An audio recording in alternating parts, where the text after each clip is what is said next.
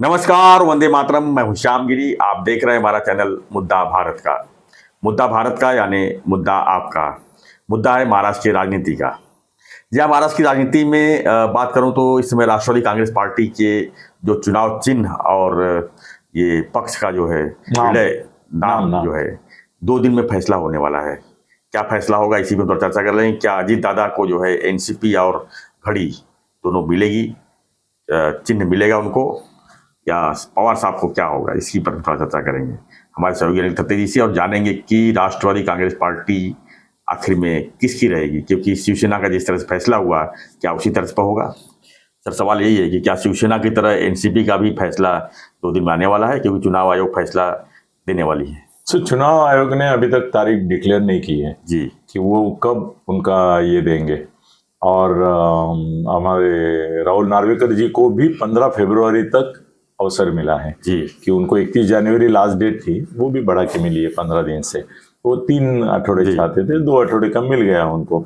और supreme court में तो दोनों गए हैं, वहाँ पे सुनवाई चालू है, वो चलती रहेगी, उसमें कोई दिक्कत तारीख पे तारीख चलता है, तारीख पे तारीख चलता रहा है। उसमें राहुल नार्वेकर का जो निर्णय है वो तो अभी लग चुका है जी, मतलब ऑफिशियली लग चुका है, मगर अनऑफिशियली सबको मालूम है कि राहुल नार्वेकर शिवसेना को एक निर्णय और अजीत दादा को दूसरा, ऐसा तो करेंगे नहीं। जो निकष शिवसेना के बारे में वो सब निकष लगाए तो इनकी ही पार्टी अधिकृत हो जाएगी, इनका ही ये हो जाएगा। मगर राहुल नार्वेकर रहा इसलिए देख रहे हैं कि एक एग्रीमेंट होता है ना सर, ब्रॉड, ये बड़े लोग होते हैं ना, तो हम छोटे लोग हैं, हमको कुछ मालूम होता नहीं है ना, और सामान्य आदमी को तो मालूम नहीं होता है। सर, ये 15 दिन की जो मोहलत सुप्रीम कोर्ट ने दी है ना, उसके पीछे का राज क्या है मालूम है आपको?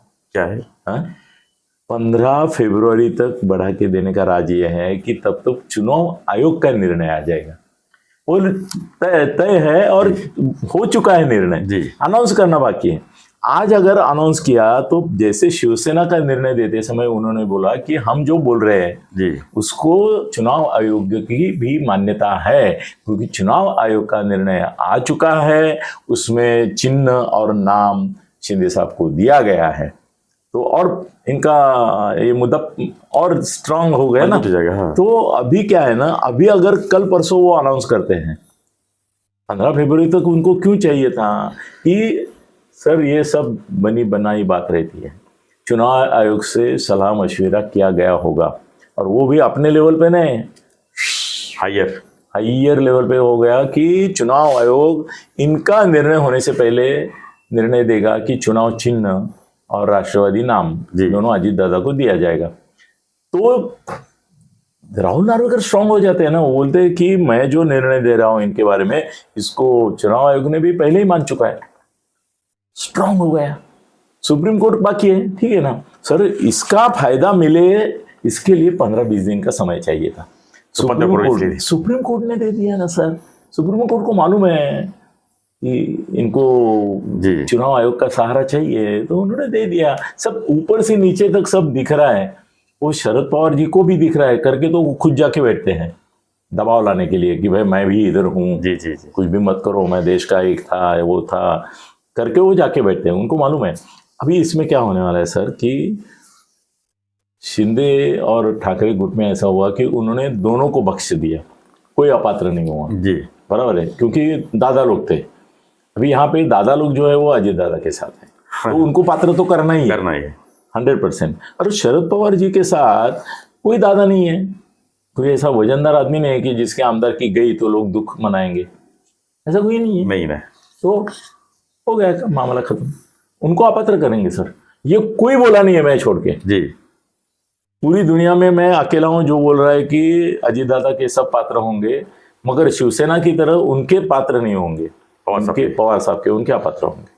सर ये बड़ा ट्विस्ट है बड़ा ट्विस्ट है। और वो हो जाता है तो अजीत दादा एक तरह से जीत जाते हैं। मगर अभी दूसरा प्रॉब्लम ये हो रहा है कि अजीत दादा के सामने ऐसा एक प्रॉब्लम खड़ा हो रहा है जिसकी जानकारी है लोगों को, मगर मालूम नहीं क्यों अभी तक कोई बोले नहीं है। सर उनको लोकसभा के जो सीट्स हैं वो बहुत ही कम मिल रहे हैं अजीत दादा को, बहुत ही कम। वो क्या सोचते हैं, मेरे भी 40 आमदार है, शिंदे की भी 40 आमदार है, तो जितना कोटा उनको मिलेगा उतना मुझे मिलना चाहिए। सर ऐसा नहीं हो रहा है। सर इनके 12-13 सांसद ऑलरेडी हैं ना, किसके? शिंदे साहब के, और उनके कितने हैं? अजीत दादा के 5 है टोटल ना। हाँ नहीं वो बात सोचते नहीं है ये लोग। 40 आमदार सोचते हैं, जो अपने फायदे की बात है वो सोचेंगे ना। हाँ। ये क्यों सोचेंगे कि भाई इनका इनका सांसद अलग ज्यादा है, ये मेरा नहीं सोचेंगे। सर अजीत दादा को मेरा ये जो जानकारी है बीजेपी के गुट से, उस हिसाब से अजीत दादा को 5 सीट से एक भी ज्यादा सीट नहीं मिलेगी। हो गया कल्याण? 5 वो भी जो उनके हैं, हाँ मतलब मेरे ख्याल से ऐसे ही जहाँ जहां राष्ट्रवादी का था आया है ऐसे ही। उसमें से तो अमोल कोल्हे की जो सीट है वो तो अमोल कोल्हे जीतने वाला है। वो तो पावर सबका पावर सबका आदमी है ना, वही जीतेगा। हाँ। तो ये अजीत दादा का लॉक सही है। अजीत दादा को सीट नहीं मिलने वाली। वो अमोल कोल्हे बहुत पॉपुलर है सर, वो तो जीत के आएगा। उसके सामने किसको भी, वो तुम्हारे आढळराव पाटिल को भी शिंदे गुट ने खड़ा किया, तो भी अमोल कोल्हे के सामने नहीं, क्योंकि आढळराव पाटिल वो ढल गए थे पहले जी, उनका स्थान डरमरित था, तो वो तो उधर जाएगी। फिर बची 4, उसमें भी वहाँ कहाँ पे उनको दिख रहा है, शायद तटकरे साहब कुछ गुल खिलाएंगे तो वो एक सीट मिल सकती है उधर उनकी। और कहाँ सीट है उनके लिए जहाँ वो 100% जीत के आएंगे। और बीजेपी नहीं चाहेगी ना कोई भी सीट खोने के लिए। नहीं ना, वो उनको ये बता रहे हैं कि भाई इसका भी आदमी खड़ा हो, हमको परवाह नहीं है, मगर जीतने की गारंटी होनी चाहिए। और जीतने की गारंटी का सर निकष क्या है ना, वो बड़ा मजेदार है, वो सुनने लायक है।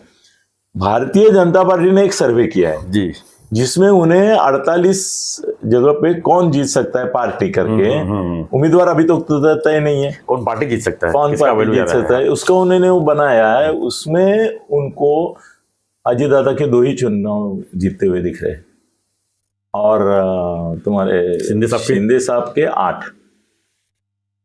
तो वो बोलते 10 तुम ले लो, 38 हमारे होने चाहिए, तभी 48 के में से 42-45 हमको मिल सकते हैं। सो वो 30 लड़ने की सोच रहे हैं। अगर 30 गए तो 18 बचे जी। हाँ, 18 में से 5 इनको दे तो 13 बचे, 13 इनको, 5 इनको, खत्म मामला। बाकी 30 वो लड़ेंगे। और अभी तुम्हारे नीतीश कुमार जैसे आदमी को उठा के भगा के ले गए हाईजैक करके, तो यहाँ पे क्या है, यहाँ तो सब हाईजैक हो चुके हैं, हाईजैक हो चुके हैं। और अजीत दादा में इतना दम नहीं है, उसको बोलेंगे कि भाई विधानसभा का जब चुनाव होगा ना तब तुमको एडजस्ट करेंगे। सर ये बात तो बीजेपी वाले ने अभी शिंदे साहब को भी बोलना शुरू किया है। क्या बताऊं मैं आपको, वो बोलते हैं कि आप दिल्ली में आके क्या करने वाले, क्या करेंगे आपके लोग, हाथ ऊपर करेंगे, एक हाथ दूसरा मंत्री हो जाएगा, वो तो हम तुम्हारा देवरा का बेटा जो है उसको दे देंगे, उसको करना ही है। वो उनका क्या लगता है, मराठी में एक म्हण है, मातीचे कुल्ले किती चिकटवले तरी पडणारच, वैसा है। वो कोई इनका लेना देना नहीं है उसका, शिंदे साहब का। मगर ठीक है, उसको मंत्री बनाएंगे कोटे से, और एक किसी को बना सकते हैं, मगर शिंदे साहब को वो हैमर कर रहे हैं कि हम ऑल इंडिया पार्टी है। तो बीजेपी को किसी भी हालत में 45 सीट जीतना है महाराष्ट्र में, उसके लिए वो कुछ भी करेगी, कहाँ किसको सर। मगर 45 में से उनको ये चाहिए कि 45 में कम से कम 38 उनकी बीजेपी की डायरेक्ट सीट। यस, तभी हो सकता है कुछ। हाँ, नहीं तो ये लोग ऐसा अगर सब जगह हुआ तो ये बाकी वाले नचाएंगे ना। मुझे नहीं लगता अजीत दादा, उनको 400 लेना है। मुझे नहीं लगता अजीत दादा घड़ी पे जो है लड़ेंगे लोकसभा चुनाव, मुझे नहीं लगता है। नहीं, वो बात तो सर सबसे पहले हमने बोली है कि इनको बीजेपी का चुनाव चिन्ह लेके लड़ना है, शिंदे गुट को और अजय दादा को। वो कितना भी कुछ बोले, माहौल ऐसा बनेगा कि अगर नहीं ले तो बीजेपी रिस्क नहीं लेगी, बीजेपी नहीं, और ये भी रिस्क क्यों लेंगे, बोलेंगे आखिर जाना तो है ना भाई, कितना भी हम पानी भर के जाएंगे तो गंगा में ही उसको समर्पित करना है। तो गंगा तो बीजेपी है उधर, तो हम अलग से गंगा का घाघर लेके क्यों जाए, वो उधर जाने वाले हैं, वो बात नहीं है सर। मगर इसमें है ना कि शरद पवार जी की हानि ज्यादा होने वाली है जी। उनके पार्टी से मुश्किल है अभी कुछ आगे बढ़ना उनको।